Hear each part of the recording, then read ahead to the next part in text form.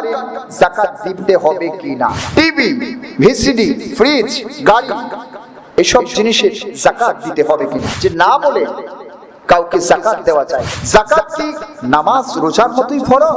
পিতা মাতাকে যাকাত দেওয়া যাবে কিনা? মসজিদে বা মাদ্রাসায় উন্নয়নের জন্য যাকাতের টাকা দেওয়া যাবে কিনা? যাকাত আমরা দিব কি ইংরেজি বছর বা বাংলা বছর অনুযায়ী? ব্যাংকে সঞ্চয়পত্রের উপর যাকাত দিতে হবে কিনা? আমার কাছে কিছু প্রশ্ন আছে, সেটা হলো যাকাত সম্পর্কে। নাম্বার এক হলো যে প্রশ্নটা, সেটা হলো অলংকারে যাকাত দিতে হবে কিনা। অলংকারে বিশেষ করে আমাদের মা বোনরা যে অলংকার পরেন বা ব্যবহার করেন, এই ব্যবহার্য অলংকারের যাকাত দিতে হবে কিনা, এই ব্যাপারে দুইটা মত আছে। প্রসিদ্ধ মত, মাশহুর মত হলো, এক নাম্বার মত হলো অবশ্যই অলংকারের যাকাত দিতে হবে, সেটা ব্যবহৃত হোক আর অব্যবহৃত হোক। যদি মা বোনদের ক্ষেত্রে ব্যবহৃত ব্যাপারটা আছে, কারণ পুরুষদের তো সোনা ব্যবহারের কোনো নাই, আপনার অনুমতি নাই, যদিও রূপা ব্যবহার করতে পারে। এখানে ব্যবহৃত আর অব্যবহৃত কোনো কথা নয়। কারণ আল্লাহ রাসূলের সামনে এক মহিলা আসলেন, তার একটা মেয়েকে নিয়ে আসে, তার মেয়ের হাতে ছিল 2টি স্বর্ণের চুড়ি। তিনি বললেন, তুমি কি এগুলোর যাকাত দিয়েছো? সেই মহিলা বলল, না, যাকাত তো দেইনি। তখন তিনি বললেন, তুমি কি চাও আল্লাহ সুবহানাহু ওয়া তাআলা কিয়ামতের ময়দানে তোমাকে জাহান্নামের আগুনের 2টি চুড়ি পরায় দেয়? তিনি বললেন, না, আমি এটা চাই। তখন তিনি বললেন যে এটার যাকাত আদায় করো। তার মানে কি, হাতেই তো ছিল, ব্যবহার করলেও এটার যাকাত দিতে হবে যদি নিসাব পরিমাণ হয়। আরেকবার মা আয়েশা সিদ্দিকা রাদিয়াল্লাহু তাআলা আনহা, তিনি একটি স্বর্ণের আংটি পরলেন।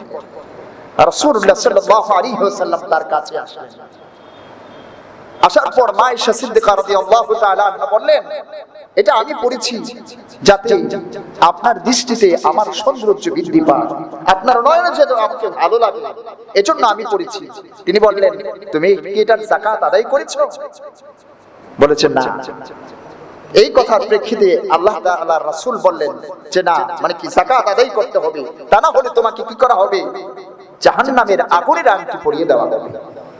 সুতরাং এই 2টি হাদিস থেকে বোঝা গেল যে আপনি ব্যবহৃত যদি অলংকার হয় সেটারও যাকাত দিতে হবে। এখন কথা হলো,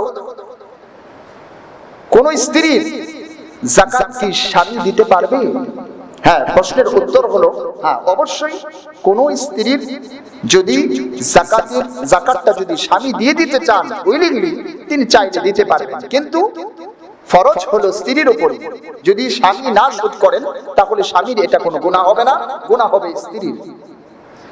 নাম্বার 2, টিভি, ভিসিডি, ফ্রিজ, গাড়ি, এসব জিনিসের যাকাত দিতে হবে কিনা, আমাদের ব্যবহার হচ্ছে এই সমস্ত জিনিসের। না, এই সকল জিনিসের যাকাত দিতে হবে না, কারণ এই সবগুলো হলো আপনার নিত্য প্রয়োজনীয় দ্রব্য, ব্যবহার্য দ্রব্য, আপনি সবসময় ইউজ করছেন, এগুলো আপনার প্রয়োজনীয়, এগুলোর যাকাত দিতে হবে না। আরেকজন ভাই প্রশ্ন করেছেন, সেটা হলো যে না বলে কাউকে যাকাত দেওয়া যায় কিনা। আপনি যাকে যাকাত দিবেন তাকে যদি আপনি না বলেন যে এটা যাকাতের টাকা, তাহলে কি যাকাত দেওয়া যাবে? হ্যাঁ, অবশ্যই আপনি না বলে যাকাত দিতে পারবেন, উপঢৌকন হিসাবে, উপহার হিসাবে। কিন্তু যখন আপনি এটা দিবেন, মনে মনে এই নিয়ত করতে হবে, আমি যাকাতের টাকাটাই দিচ্ছি।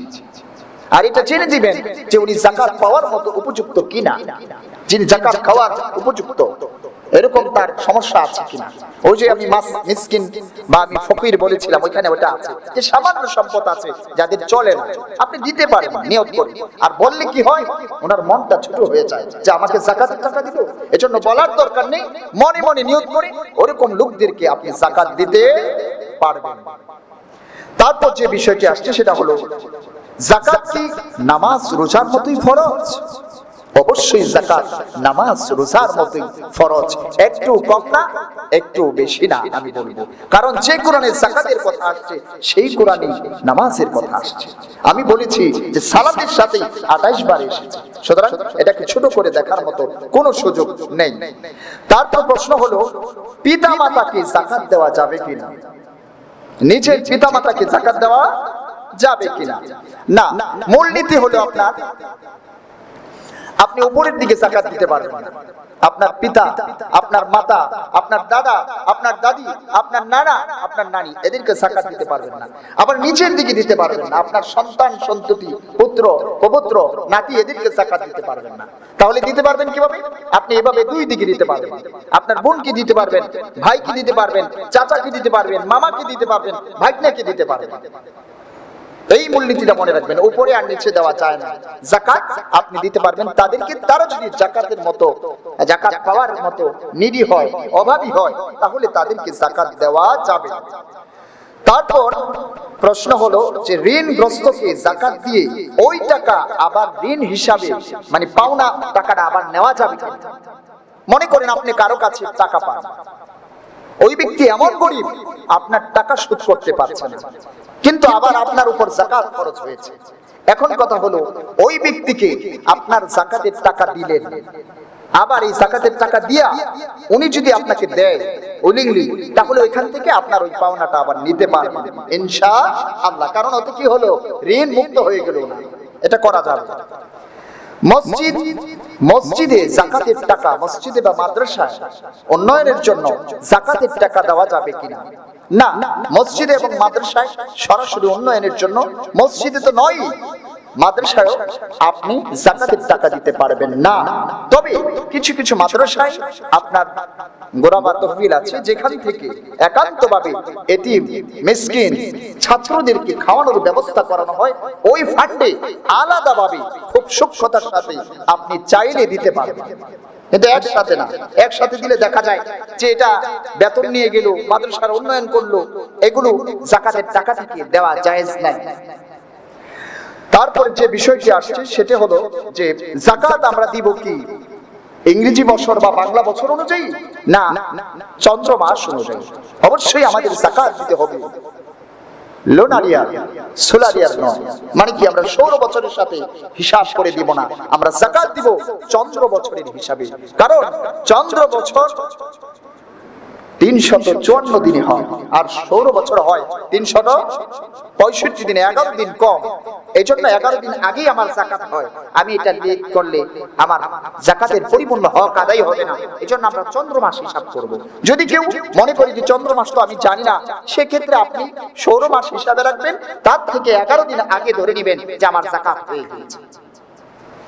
তারপর যে বিষয়টি আসছে সেটা হলো যে ব্যাংকে সঞ্চয়পত্রের উপর যাকাত দিতে হবে কিনা। ব্যাংকে আমার সঞ্চয়পত্র আছে বা আমার অন্য ব্যাংকের শেয়ার আছে, এটার কি যাকাত হবে কিনা? হ্যাঁ ভাই, অবশ্যই এটার উপর যাকাত হবে।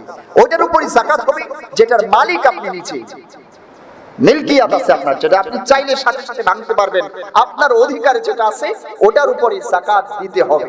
এখন যদি এমনটি হয় যে আপনার আরেক ভাই বলেছেন যে অলংকার 5 ভরি এবং 2 লক্ষ টাকা আছে, এখন কি আমার যাকাত হবে? অবশ্যই হিসাব করে দেখবেন যে 7.5 ভরি যদি সোনা হয়, অথবা আপনি যদি রূপা ধরেন 52.5 তোলা, যদি দুইটা মিলে রূপার সমান হয়, তাহলেই আপনার উপর যাকাত ফরজ হয়ে গেছে, আপনাকে যাকাত দিতে হবে ইনশাআল্লাহ। আল্লাহ সুবহানাহু ওয়া তাআলা আমাদেরকে এই কথাগুলির উপর আমল করার তৌফিক দান করুন, আমিন। আসসালামু আলাইকুম ওয়া রাহমাতুল্লাহি ওয়া বারাকাতুহু।